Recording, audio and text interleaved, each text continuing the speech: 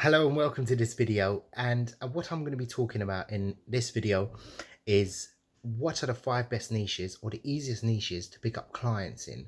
Now, depending on what sector you've gone after, you could have, for example, gone after finance and IT, which is hugely saturated.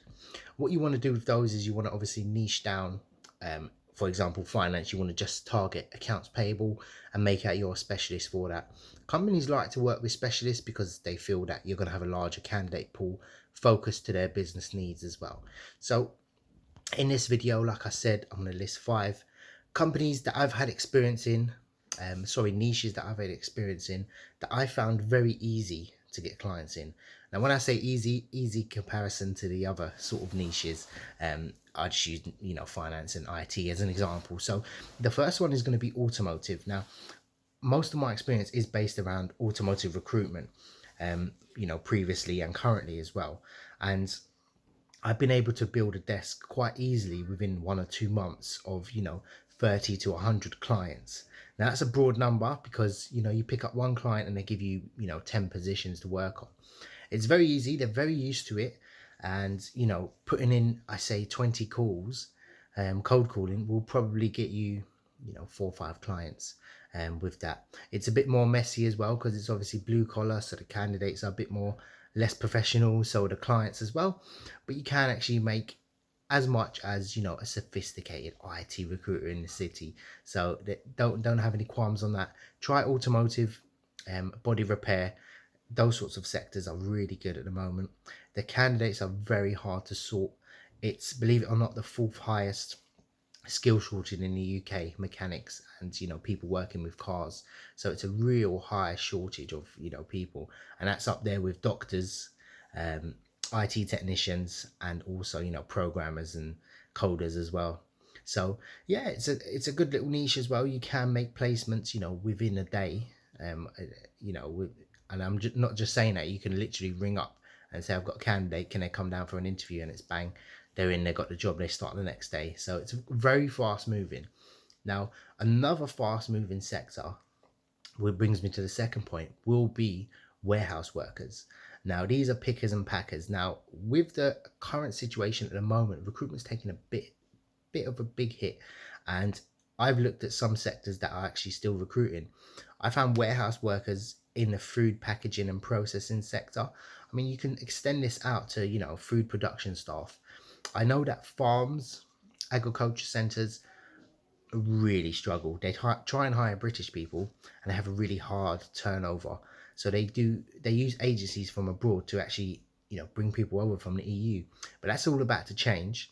You need people that obviously has rights to work. In a year's time, they're going to be finished. Actually, companies won't want to be taking these on. Now, these are very, very in the temp market. Now, I put in a few calls. I didn't know what I was talking about, just to see the sector in this, this aspect. Put in a few calls, and somebody came back and said, yeah, I need 20 workers on a temporary basis. Now the margin will be small. You'll probably be making 50p to £1.50 per hour with that. But if you've got 20 staff, then you're getting £25 per hour in terms of profit.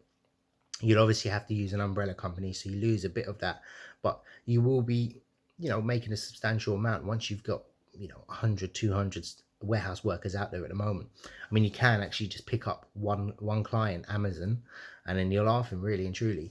It's hard work.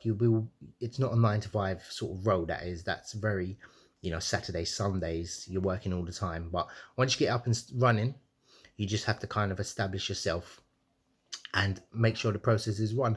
I mean, if you're bringing in good money, you can actually hire a sort of coordinator to actually help you with that.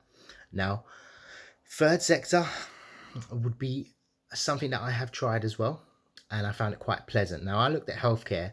I was looking to recruit doctors at one stage, just to see if that's even possible. And I found that doctors, yeah, you can get clients very easily, but the candidates are nowhere to be seen. So I skipped that one. However, I looked into veterinarians, and veterinarians actually get paid more than doctors, believe it or not. So the commission is obviously higher. Now the fees are slightly less. NHS typically pay 20 to 25% for doctors, but veterinarians, you'll be looking at the 10 to 20%, probably around the 15 to 18%. with the salaries being 85k for someone that's been working for 5 years. Now there's also receptionists, veterinary assistants. It's quite easy to get through to people as well, because the person that actually owns the business is typically there, like the lead vet or one of the directors. They're not usually office based. A lot of these companies have chains as well, so you pick up one. If you find actually 10 veterinarian companies and you look up the HR manager, chances are that, yeah, they'll reply to one of your emails. So have a look at that, see if you can actually get through to someone. And yeah, veterinarians, it's something that a lot of people overlook. When I try to find recruitment agencies that actually specialize in this, I could only find one that was actually seemed to be quite established. So I think there's room in the market, and there's definitely a booming sector. So that's something you can obviously explore, and to look at. Now, another sector I've had a bit of experience in is language based recruitment. Now, what I mean by language based recruitment is any other position as long as there's a language involved. So it could be a German speaking accounts payable, it can be a French speaking, sales manager. These sorts of roles come up frequently because people want to sell abroad. And the most common languages, or the hardest to sort for, which is why employers would use an agency to help fill the roles, is definitely German, head and shoulders above everyone else, and French as well, I would say.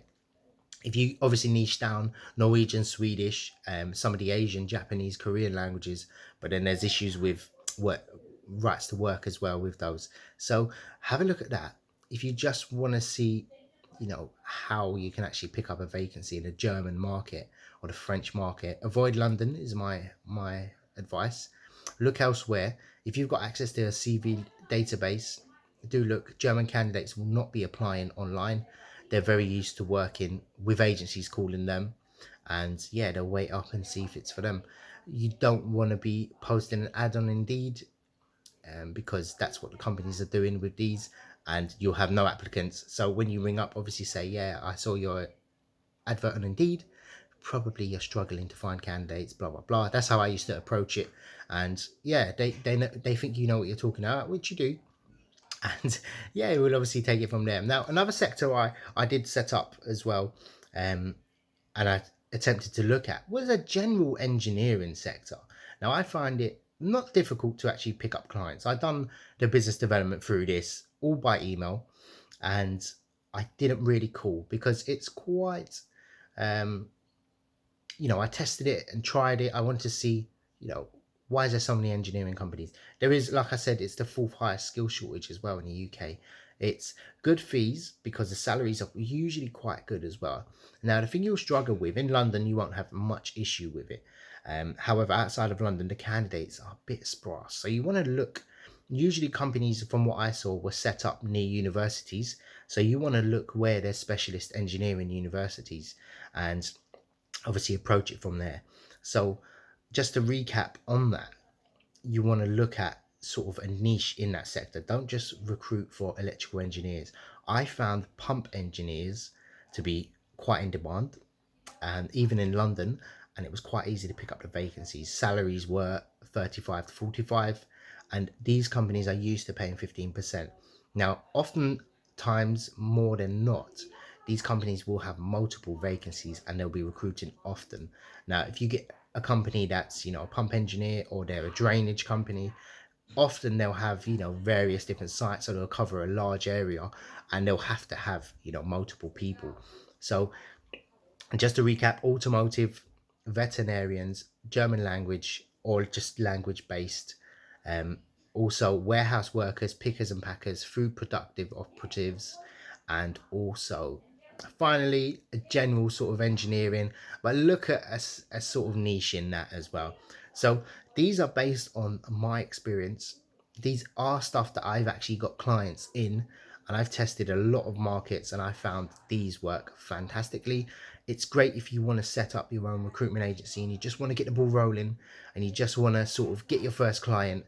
These are the 5 sectors I would recommend, or 5 niches. So good luck. Let me know if you've got any questions. If you do want to get in touch, please do ask for my email. I'll be happy to provide it.